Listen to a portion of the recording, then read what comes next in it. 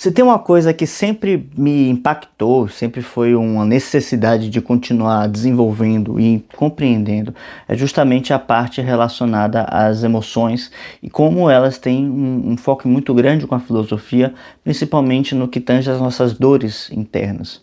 Então, se você também tem essa dificuldade ou já passou por algum processo de uma relação, uma comunicação em que você sentiu não estar sendo compreendido, né?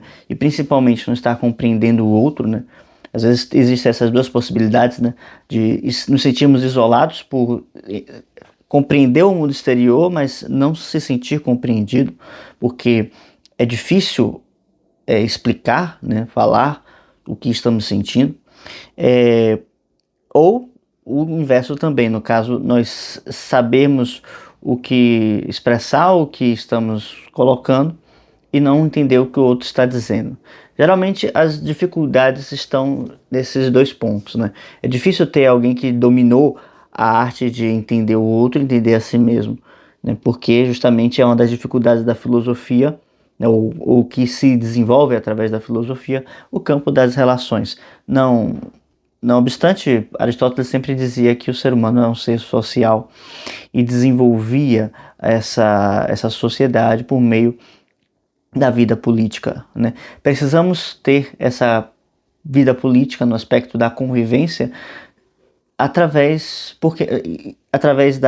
dos diálogos, através das conexões humanas, porque isso vai fazer com que a gente evolua, a gente desenvolva em nós um sentido mais humano, um sentido mais virtuoso, mais claro, mais direcionado para o que a gente precisa desenvolver enquanto ser humano, tá? Mas então, se você tem essas dificuldades, né, muito prazer, né, também passei por isso por muito tempo, até hoje eu acho que é um processo, né, que eu trabalho, né, porque acho que nunca é simples a gente entender o que o outro está querendo colocar, nem muitas vezes é simples a gente entender as nossas próprias emoções. Mas aonde vai a dificuldade? Aonde é que está o nosso, vamos dizer, onde o nosso calo aperta, onde é a nossa dor, onde está a nossa ferida? Isso é um ponto onde nós precisamos trabalhar, precisamos desenvolver, colocar luz sobre essas coisas, porque do contrário vamos ficar sempre nos sentindo meio deslocados. Essa luz, pensando nesse foco da consciência, precisa ter uma forma de manuseio, uma forma de proceder muito delicada, muito cuidadosa, porque por mais que muitas vezes, quando a gente observe de forma racional, esses elementos emocionais parecem tão bobos, tão, é, sabe, tão infantis, tá? A palavra correta seria isso. Tudo o que envolve o mundo emocional, ele deve ser tratado de maneira muito delicada, porque é algo que, de certa forma, traz em nós um aspecto de receptividade. E delicada porque a gente não deve ficar pressionando de forma irresponsável, né? Então, o mundo emocional ele é muito incrível, né? Quando a gente sabe utilizá-lo, quando a gente entende os seus motores, quando a gente compreende que a gente consegue se motivar para fazer uma atividade que nos comprometemos para fazer, quando a gente compreende que consegue expressar os nossos sentimentos da melhor forma possível, quando a gente entende que através dele nós conseguimos nos conectar com o sagrado, com o que é divino, com o outro, né? Nós então temos um campo fértil para desenvolver uma série de elementos muito poderosos como os sentimentos. Mas quando nós não entendemos como ele funciona, nós só tomamos bomba, só tomamos porrada.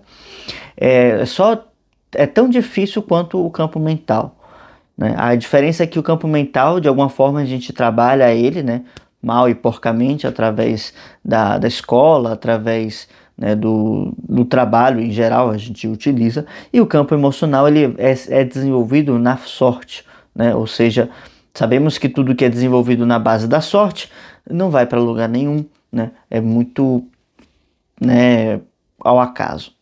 Então, quando desenvolvemos um trabalho emocional, precisamos entender que há certos pontos onde nós não devemos tocar. E não devemos tocar porque, claro, são pontos traumáticos para nós. E se são traumas, não importa o tipo, a espécie, como ele aconteceu, por que está assim, não devemos pressioná-los sem necessidade. É necessário ter um método para poder abordá-los, né?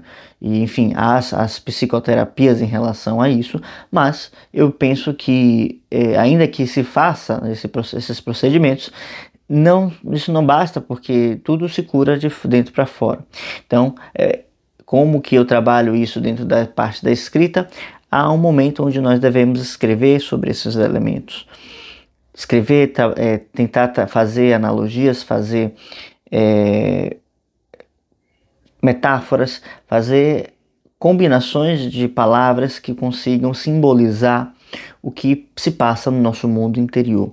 E daí que a linguagem entra como esse bálsamo, né? Por quê? Porque, como eu já falei em outros vídeos, mas é sempre bom relembrar, a linguagem é uma ferramenta que expressa o pensamento humano em sua maior clareza possível. Ou pelo menos ela tem essa intenção, ela tem esse objetivo. E o pensamento humano ele é carregado de símbolos que são justamente a condensação dos elementos mentais e dos elementos emocionais. Tudo isso em pequenas palavras, né? No discurso. Tudo isso condensado através do nosso discurso. Então, quando eu desenvolvo a linguagem como um veículo do meu pensamento mais claro e cristalino possível, eu desenvolvo a linguagem não para falar sozinho, mas para me comunicar com o outro alguém, com outra pessoa, né? Em alguns momentos, porque não, a gente usa para se comunicar com os animais também, né? Em alguma medida, não, claro, em toda a sua medida. Mas o fato é que quando eu estou utilizando a minha linguagem, eu estou tirando de mim, né? Vamos ver se eu consigo pegar uma coisa. Vamos pensar numa corrente. Pronto, eu estou criando uma corrente. Então, qual é a característica de uma corrente? Ela tem elos, né? Então, elos. A linguagem cria elos. Então, já fica aqui, ó, como uma capa do vídeo. A linguagem cria elos. E esse elo, ele vai do meu coração, ou seja, do meu mundo interior, e vai até o mundo exterior através da palavra, né? E justamente essa palavra vai encontrar o mundo exterior, né? Na verdade, a palavra já é a materialização, a palavra já está no mundo exterior, porque eu estou falando, estou verbalizando, né? E justamente vai encontrar o mundo interior do outro. Então vamos aqui fazer um entrelaçamento. Acho que eu posso usar isso aqui de exemplo. Ó. Olha só. Vamos dizer que esse círculo seja o meu mundo, né? E aqui o mundo interior do outro. E aqui a linguagem vai constituir um terceiro elo aqui, que vai conectar a mim mesmo com o outro. Isso é um primeiro elemento que a gente precisa trabalhar. E no que tange aos traumas, a conexão é feita da mesma forma, só que os traumas vão trabalhar dificuldades ou manchas ou máculas que estão no nosso mundo interior com a realidade, né? Ou seja, se por alguma razão, né? Vamos pensar aqui num exemplo meio absurdo, mas sei lá, a chuva é algo que causa um problema, o relâmpagos são algo que a pessoa que traumatizou a pessoa, porque sei lá, né, tem um parente muito próximo que, né, faleceu em alguma situação dessa, né? Sei lá, pensando num exemplo meio louco aqui, mas que possível, né? Possível de acontecer. A realidade, ela não faz certas concessões ou tem opiniões pessoais, não tem considerações pessoais. Tipo, a chuva chove, porque ela é chuva, ela vai fazer o seu caminho. Ela não está para poder te machucar, né, te martirizar. Não é um castigo que Deus está enviando para poder, né, desgraçar a sua vida. Não tem nada a ver. né? É um processo da natureza que vai acontecer eu estando presente no universo ou não estando presente no universo. Isso aí é simplesmente a minha mente, né? É a minha mente mesmo que está fazendo essas fantasias, tecendo essas considerações, que muitas vezes, né, não existem, na verdade, quase sempre elas não existem, a gente está trabalhando com fantasmas, né? Então, o trauma vai funcionar da mesma forma.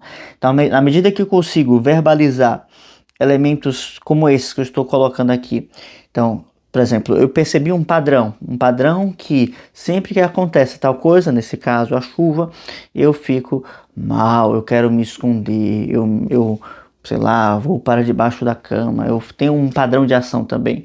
Então, se tal coisa, né, ou seja, se chove, logo eu tal outra coisa, né, eu me escondo, eu fico mal, eu tenho problemas de cunho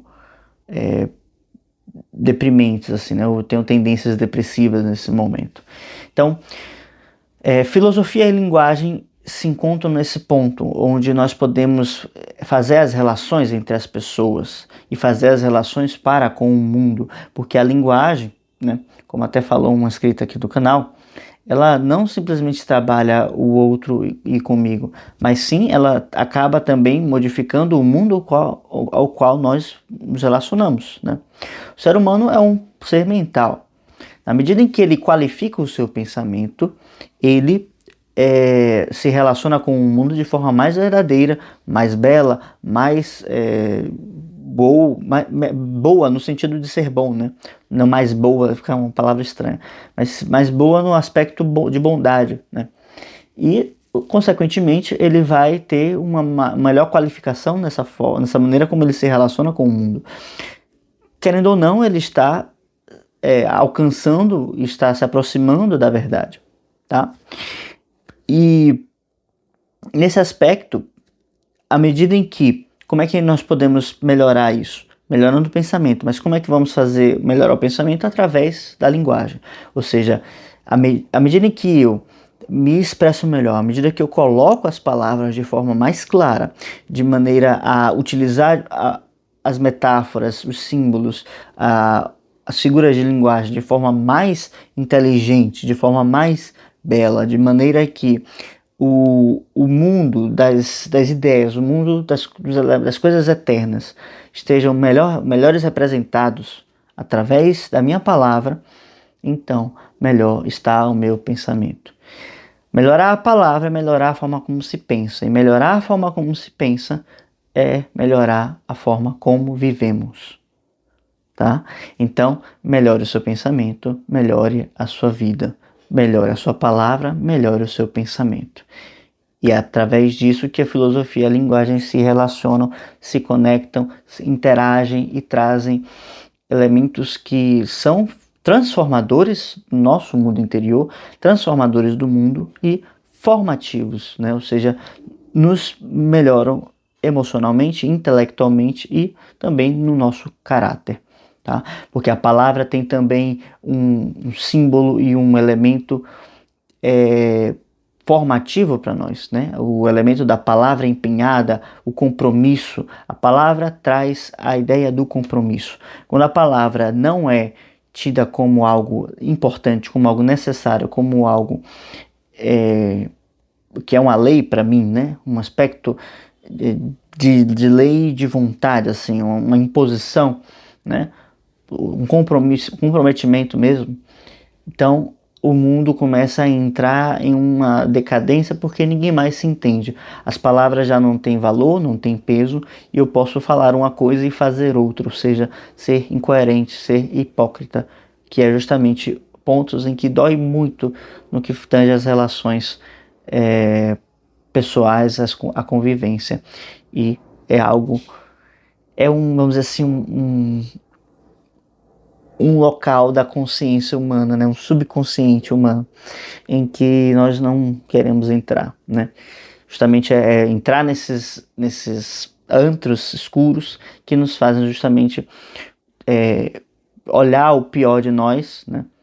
E não para enfrentar, mas para, né, ficar se relacionando com essa lama e justamente não confiar mais uns nos outros, que é justamente o ponto onde a convivência não é possível de forma alguma, porque sem confiança, sem resgatar a fé naquilo que é verdadeiro, naquilo que é eterno, não vai poder ter nenhum tipo de relação saudável e nem superação dos traumas, tá? Essas coisas só podem ser realizadas, só podem ser feitas se existe um olhar para o que é eterno, né? Um vislumbre da eternidade, para que a gente possa olhar o céu e viver na terra. Tá bem? Então, vamos ficando por aqui. Deixe um like no vídeo, se inscreva no canal, qualquer coisa, deixe um comentário. E é isso, como é para você essas relações? Como é para você a convivência? Você acha que essas coisas que eu coloquei sobre a linguagem e como ela modifica a forma como pensamos tem alguma relação com a sua vida? Ou simplesmente são coisas de teóricos que estão alucinando? Deixa aí um comentário para a gente conversar. Tchau, tchau.